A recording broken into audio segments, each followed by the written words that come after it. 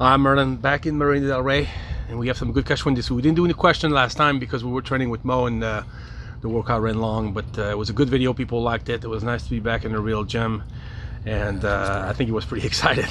So it was a good one. We'll definitely get back there again without a doubt. Yeah.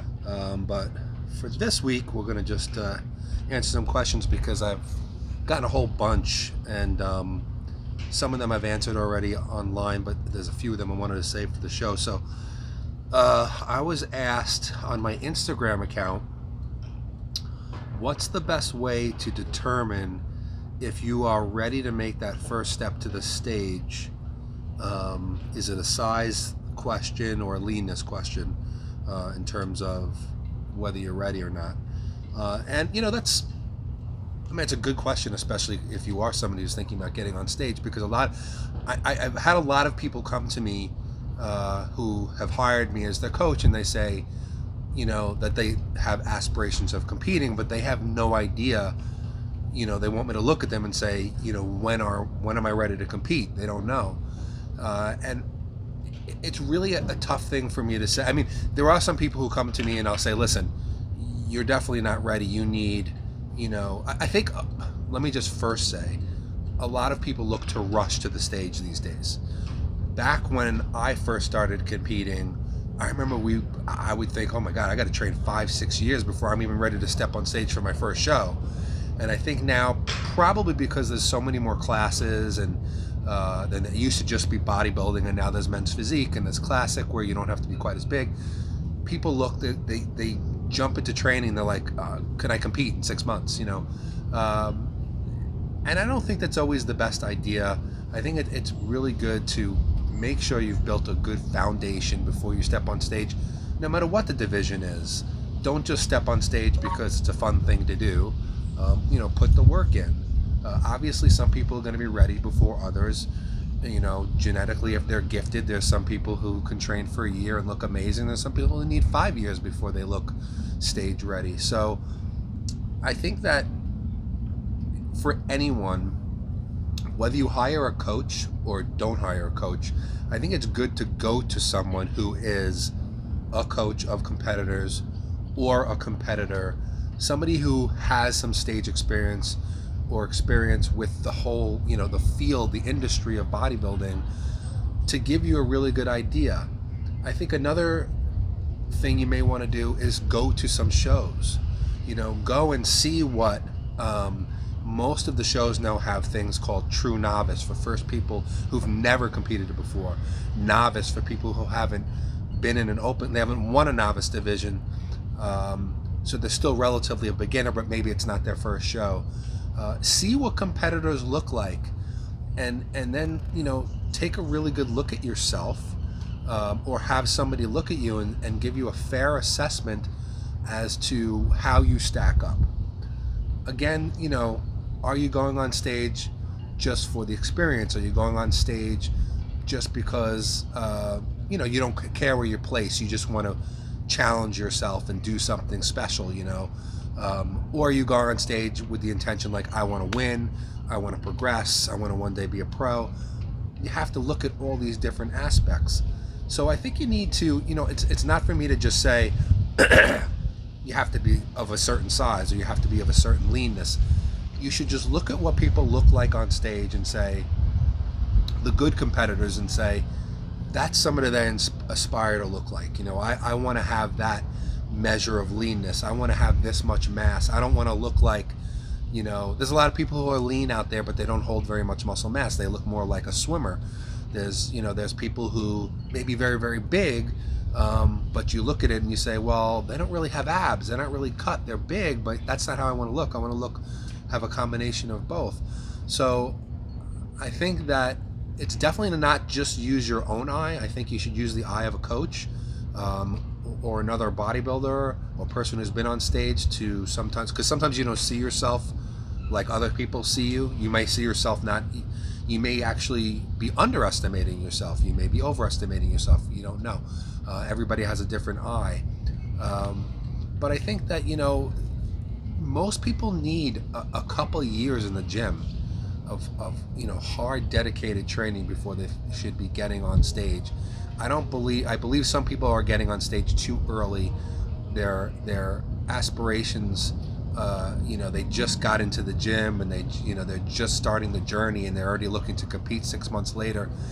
I think that might be what's wrong with the sport, in a sense. I think you're right about going to see a competition too, because depending on where you're located in the States or in the country, the levels are different. Sure. You compete in New York and in California, the level is a lot higher than other states in the Midwest or whatever. Yeah. Not to talk any crap or anything like that, but based on where you are, if you're going to compete in California and New York, go see your show in California, New York. You'll have a good idea what the people look like, even at a local level, and then it's easier to Exactly. make a comparison. And that's the best. The best way to find out is to really go and see. Yeah. Where the competition is. Yeah. And again, look at the classes. If you're a true novice, look what the true novice people, look like. And again, go back to whether, am I doing this for fun? Am I doing this as a challenge? There's nothing wrong with saying, hey, I've been doing this for a year and I really want to give myself a reason to get into the best shape possible. And if I feel getting ready for a competition is going to do that, great. That's an awesome thing.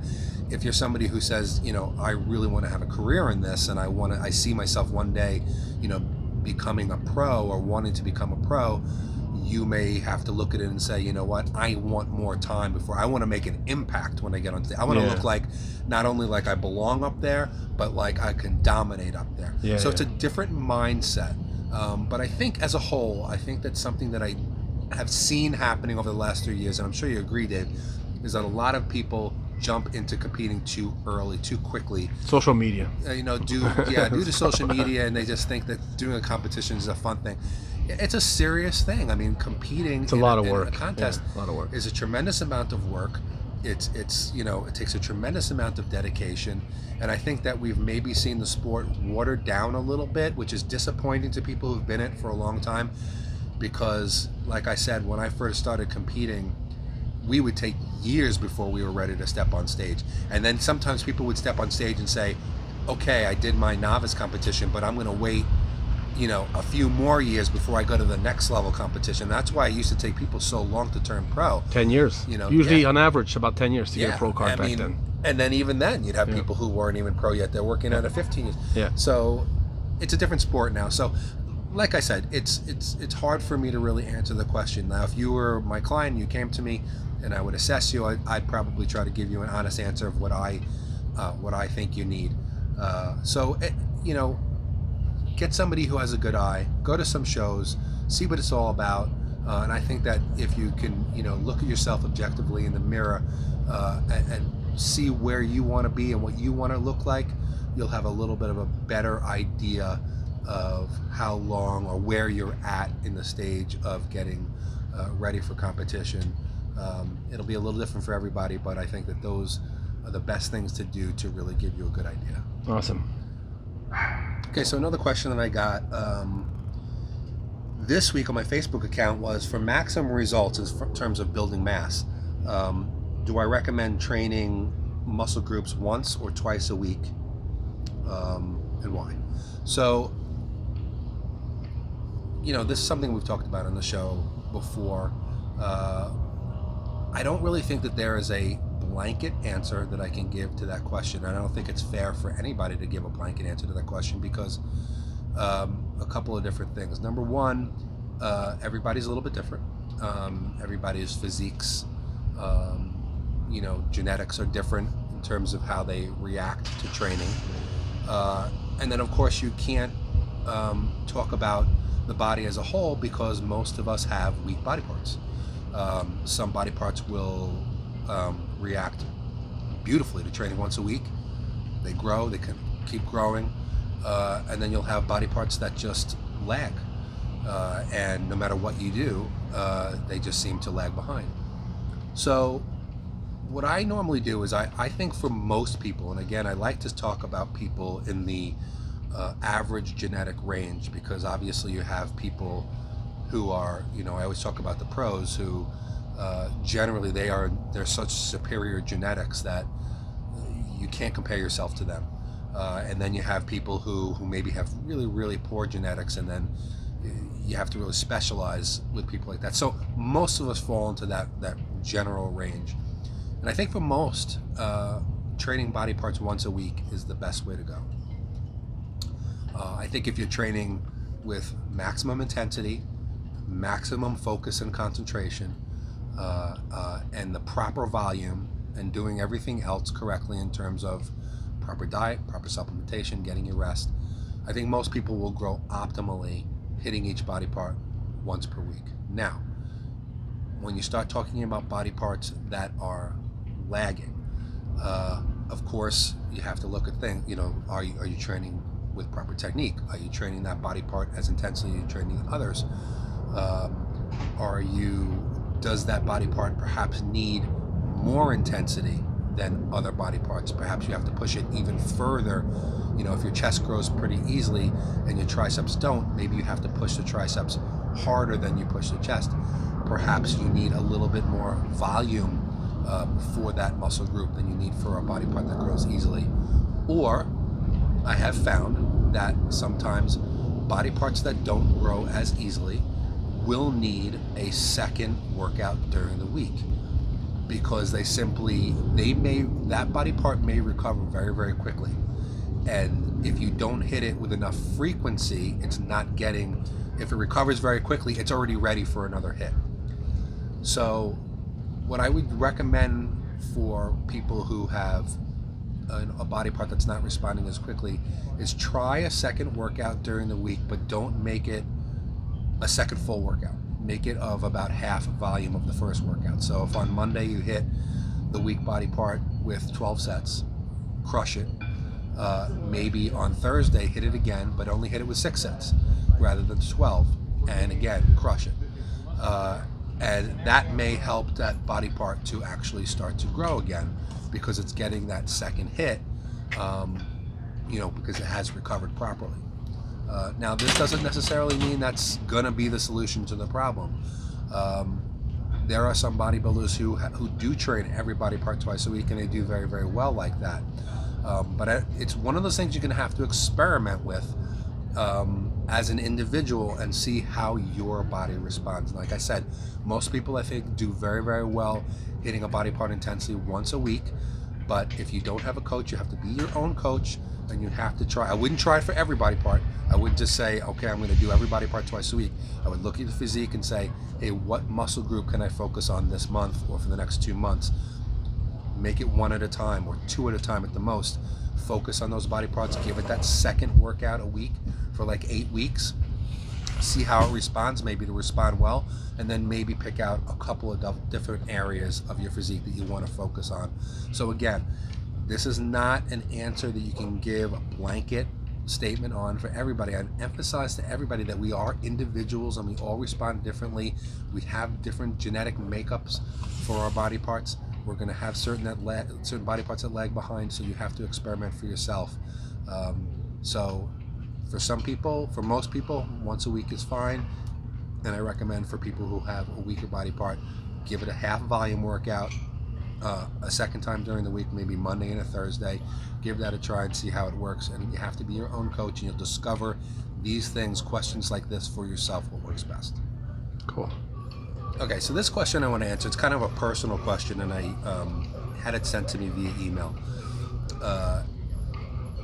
And it's something that I've gotten questioned on for a long time, but it hadn't come up for a while, but it came up again about whether I was actually a natural bodybuilder when I was a natural pro and I was competing. And the last time I competed was actually in 2011 at the NPC Ironman Naturally. And somebody came to me and said, hey, I'm a fan of yours, and I follow what you do, and I showed your pictures to some of my friends when you were competing and even now, and they all said, oh, bullshit, he's not natural. He never was natural. That guy was never natural. You can't build that much muscle naturally. He says, I believe you, my friends don't, but, I wanted to pose it to you and see what you had to say about it. And, it's funny because, first of all, number one, there's guys like Ronnie Coleman who turned pro natural with, and he was only 225 pounds. And he was, obviously way bigger than me, And so there are better examples than me for people that were freaks naturally. Kai Green. Kai Green, freak, you know. Yeah, there's a lot of guys out there who've built incredible physiques that even guys on drugs never could build, that they built naturally. And that is all about genetics first. And then after genetics comes discipline, dedication, proper training, diet, everything. Now, yeah, I was an extremely skinny kid, 5'11 and a half when I started training, height-wise. That's the highest height I ever reached. I weighed 125 pounds when I started training, and nobody would have seen bodybuilder anywhere on me when I started. I had people telling me all the time, why are you even wasting your time? Do something else. This is not going to be the sport for you. And I didn't listen. So eventually, you know, at my height of competing, I think the last show I did, I was about 215 pounds at 5'11", you know, very, very low body fat.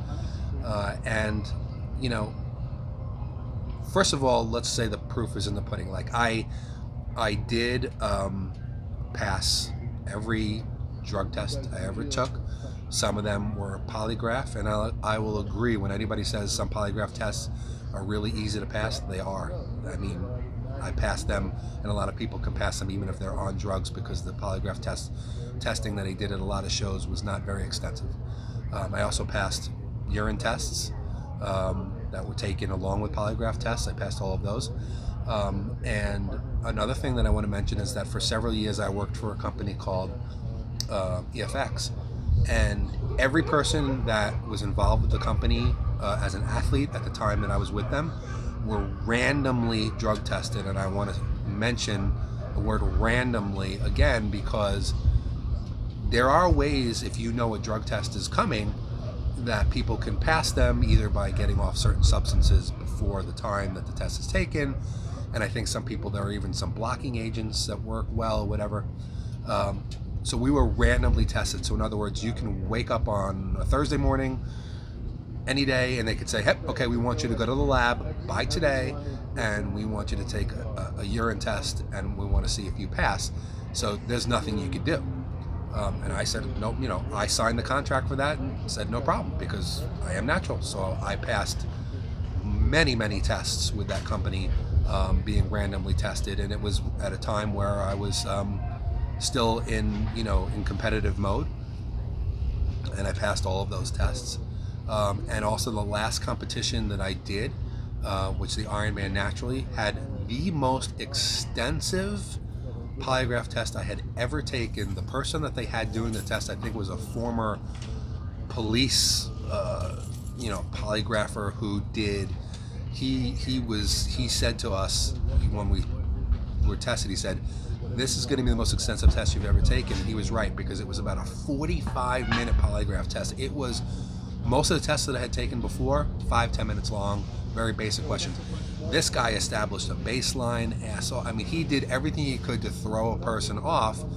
And of course, I knew I was natural, so I wasn't intimidated, so I took it. But I'm sure that it weeded out a lot of people who were not natural.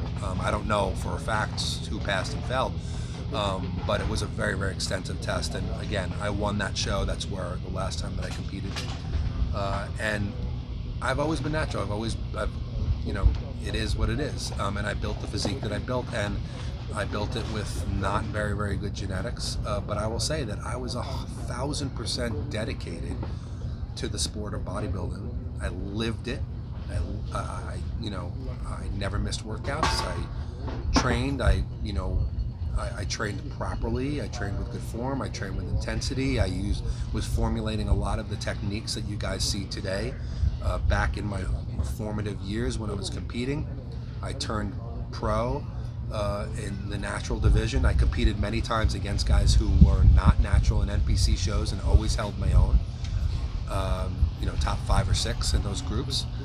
But I never had any aspirations at the time of doing anything beyond that in the NPC, because I knew that I needed to get to the next level. I was always as ripped as everybody, and I always had great shape, but I couldn't hold the mass that I would have needed at nearly 6 feet tall to ever get to the nationals or that kind of thing. And I didn't, want to take the drugs.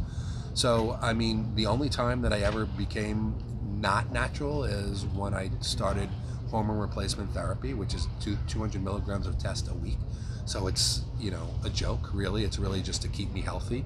So if I ever stepped on stage again, I wouldn't go into a natural show simply because I, take exogenous, testosterone just for my health. And then, when you're in a drug-free show, you're supposed to be on nothing. So even if I went into an NPC show now, I know I'd be competing against guys who take 50,000 times more than what I take now, and still people accuse me now of being on all kinds of stuff because I've reached, even pros will say to me, I'll give you Mo, who I trained a couple of weeks ago. He said to me, "What do you weigh, like 280?" And I'm always wearing baggy clothes and stuff, so guys don't really see my physique, and I admit that I'm very, very humble about that stuff.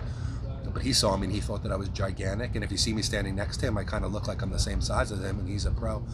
So I understand people saying it, but listen, there's a lot to be said for dedication and discipline to the sport, eating well every single day,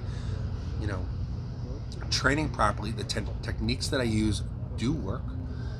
And it's been able to, it's enabled me to build the physique I have built without drugs. And let me tell you something, that people put too much emphasis. Would I ever be a guy who could step on an Olympia stage without drugs? No way in hell. Never happened. If I took them, could I have been a pro bodybuilder? It's possible. Yeah, I think it's possible. But without them, no. And I think that people put too much. Forget about the people who don't want to compete at the highest level. Just if you want to be huge and you want to have an amazing physique that looks like you're on drugs, no, you don't necessarily need them. You can train your way there if you're willing to put in the time. The problem with most people today is that they want everything now. They want everything a year after their training. And I get this with my clients too. They'll be like, "When will I look like this guy?" And I'll be like, "Dude, that takes time. That takes time. You don't get that way in 6 months." So if you could put that out of your mind and you're willing to put in the time and the years that I did, then you can build a physique that looks like you're on a lot of chemicals. If you take the time, you do it right, you eat well, you dedicate yourself to it, and then of course, you can get there without all of the chemicals or with minimal amount.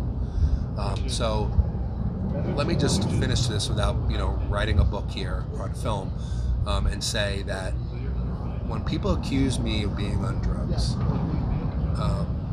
it's two things for me. I used to always get very, very offended because I would be like, it's not giving me the credit that I feel like I deserve. Like, no, I didn't use drugs. I built this on my own. And let me also say, I have nothing against anybody who wants to use that as a personal decision. As you guys know, I work with guys on drugs, off drugs. That is completely up to you, and I have nothing to say beyond that. Just try to do it safely. Don't abuse it. That's the only thing I could say. But then I started taking it as a compliment. And so when people say to me, "Oh, there's no way you were natural. There's no way you're natural now. There's no way you're natural then," I just try to take it as a compliment and just try to use it as, for the people who do understand, as a testament to my dedication to the sport and to my knowledge and what I have learned on how to manipulate the human body without drugs. And I think that's what's made me a very, very good coach, what's made me confident as a coach, because the fact is that I've learned how to do it without drugs, so that even people who do use them, I can help them that much more because they have that aid. So whether you're natural or not, I feel that this has made me a better coach because I learned how to build that physique without it. So anyway, I just wanted to answer that question and say, yes, I was natural when I was competing. The only time that I have not been natural is in the past couple of years, and I do it for my health, TRT, and for no other reason than that, because I haven't stepped on stage. And if I ever decide to do again, it will be at an NPC show, and that's it. So you guys can do it too. It just takes time and dedication. All right, thanks.